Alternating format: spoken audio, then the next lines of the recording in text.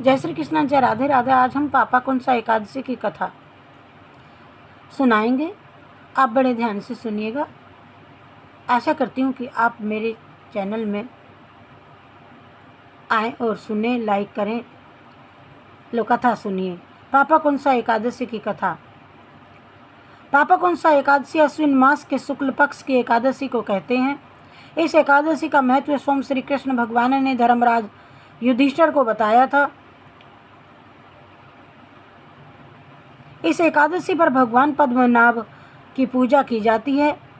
पाप रूपी हाथी को इस व्रत के पुण्य रूपी अंकुश से बेधने के कारण ही इसका नाम पापा कुंसा एकादशी हुआ है।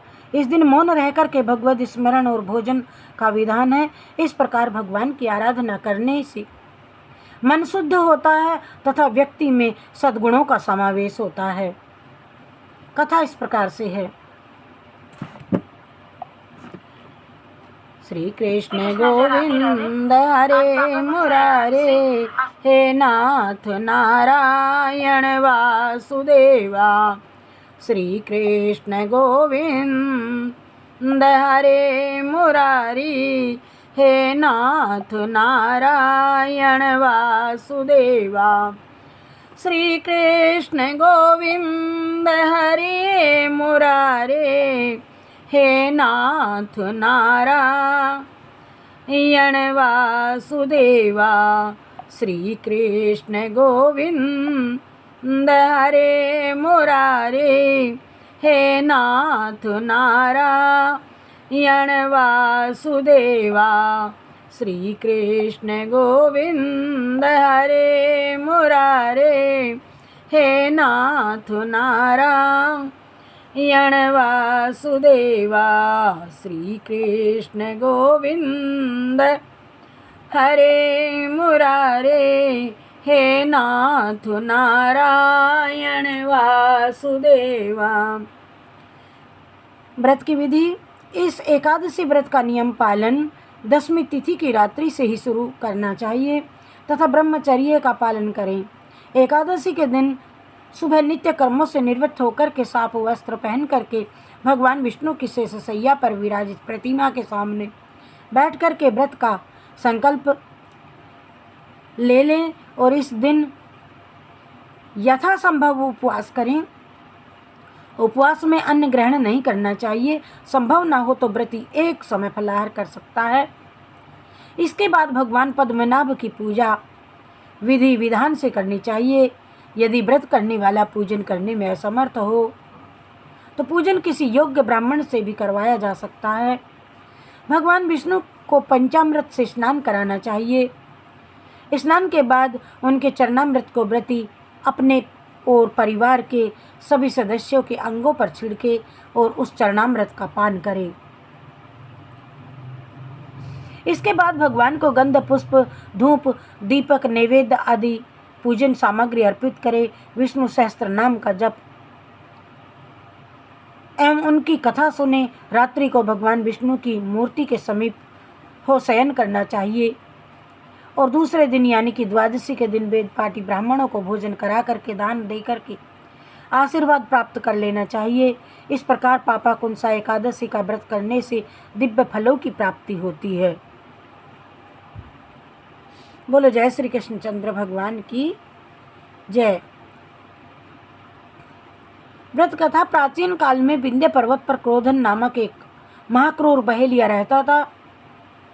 उसने अपनी सारी जिंदगी हिंसा, लूटपाट, मद्यपान और मीठा भाषण आदि में व्यतीत कर दी। जब जीवन का अंतिम समय आया तब यमराज ने अपने यमदूतों से कहा कि हे क्रोधन, इस क्रोधन को ले आओ। यमदूतों ने क्रोधन को बता दिया कि कल तेरा अंतिम दिन है।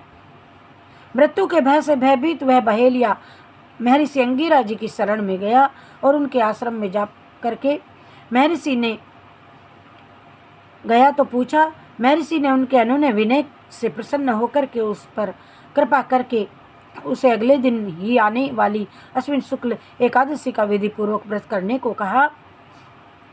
इस प्रकार वह महापात की व्याध पापा कुंसा एकादशी का व्रत पूजन कर भगवान की कृपा से विष्णु लोक को गया उधर यमदूत इस चमत्कार को देख हाथ मलते रह गए, बिना क्रोधन के यमलोक वापस लौट गए। एक और दूसरी कथा है इसी अश्विन मास पापा कुंसा की। जय श्री कृष्णा, जय राधे राधे राधे राधे राधे राधे।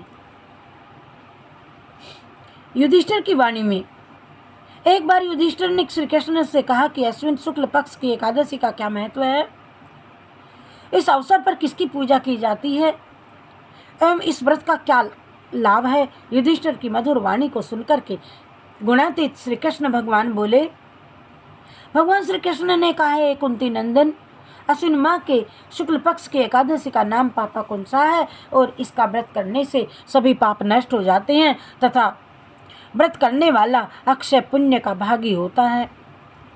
इस एकादशी के दिन इच्छित फल की प्राप्ति के लिए भगवान विष्णु का पूजन करना चाहिए और इस पूजन के द्वारा मनुष्य को स्वर्ग लोक की प्राप्ति होती है। अर्जुन, जो मनुष्य कठिन तपस्याओं के द्वारा फल की प्राप्ति करते हैं, वह फल इस एकादशी के दिन क्षीर सागर में शेष नाग पर शयन करने वाले भगवान विष्णु को नमस्कार कर देने मात्र से मिल जाता है और मनुष्य को यम के दुख नहीं भोगने पड़ते हैं। हे पार्थ, जो विष्णु भक्त शिव जी की निंदा करते हैं अथवा जो शिव भक्त विष्णु भगवान की निंदा करते हैं, वे नरक को जाते हैं और 1000 अश्वमेघ और 100 राजसूय यज्ञ का फल इस एकादशी के फल के 16वें भाग के बराबर भी नहीं होता है। अर्थात इस एकादशी व्रत के समान संसार में अन्य कोई और व्रत नहीं है। इस एकादशी के समान विश्व में पवित्र तिथि भी नहीं है। जो मनुष्य एकादशी व्रत नहीं करते हैं, वे सदा पापों से घिरे रहते हैं। जो मनुष्य किसी कारणवश केवल इस एकादशी का भी उपवास करता है तो उसे यम के दर्शन नहीं होते और इस एकादशी के व्रत को करने से मनुष्य को निरोगी काया तथा सुंदर नारी और धन धान्य की प्राप्ति होती है और अंत में वह स्वर्ग को जाता है। जो मनुष्य इस एकादशी के व्रत में जागरण रात्रि जागरण करते हैं, उन्हें सहज ही स्वर्ग की प्राप्ति हो जाती है। इस एकादशी के व्रत करने वाले मनुष्यों को के मातृ पक्ष के 10 पुरुष और पितृपक्ष के 10 पुरुष तथा स्त्री पक्ष के 10 पुरुष भगवान विष्णु का रूप धर करके सुंदर आभूषणों से परिपूर्ण होकर के विष्णु लोक को जाते हैं। जो मनुष्य अश्विन मास के शुक्ल पक्ष की पापा कुंसा एकादशी का विधान पूर्वक उपवास करते हैं, उन्हें विष्णु लोक की प्राप्ति होती है। जो मनुष्य एकादशी के दिन भूमि, गऊ, अन्न, जल, खड़ाऊं, वस्त्र, छत्र आदि का दान करते हैं, उन्हें यम के दर्शन नहीं होते। दरिद्र मनुष्य को भी यथाशक्ति कुछ दान दे करके कुछ पुण्य अवश्य ही अर्जित करना चाहिए। जो मनुष्य कोई तालाब, बगीचा, धर्मशाला, प्याऊ आदि बनवाते हैं, उन्हें नरक के कष्ट नहीं भोगने पड़ते और वह मनुष्य इस लोक में निरोगी दीर्घायु वाले पुत्र तथा धन धान्य से परिपूर्ण होकर के सुख भोगते हैं तथा अंत में स्वर्ग को जाते हैं। भगवान श्री हरि की कृपा से उनकी कभी दुर्गति नहीं होती। पापा कुंसा एकादशी का महत्व बतलाया, कथा बतलाई, सार बतलाया, नियम बतलाए। पापा कुंसा एकादशी का महत्व। पापा कुंसा एकादशी के दिन भगवान विष्णु की श्रद्धा और भक्ति भाव से पूजा तथा ब्राह्मणों को उत्तम दान व दक्षिणा देनी चाहिए। इस दिन केवल फलाहार ही लिया जाता है, इससे शरीर स्वस्थ और हल्का रहता है। इस एकादशी के व्रत रहने से भगवान समस्त पापों को नष्ट कर देते हैं, अर्थात यह एकादशी पापों का नाश करने वाली बताई गई है। जनहितकारी निर्माण कार्य प्रारंभ करने के लिए यह एक उत्तम मुहूर्त है और इस दिन व्रत करने वाले को भूमि, गांव, जल, अन्न, छत्र उपानः आदि का दान। बोलिए विष्णु भगवान की जय, एकादशी माता की जय। हरि शरणं हरि शरणं हरि शरणं हरि शरणं हरि शरणं हरि शरणं हरि शरणं हरि शरणं हरि शरणं हरि शरणं हरि शरणं हरि शरणं हरि शरणं हरि शरणं हरि शरणं हरि शरणं।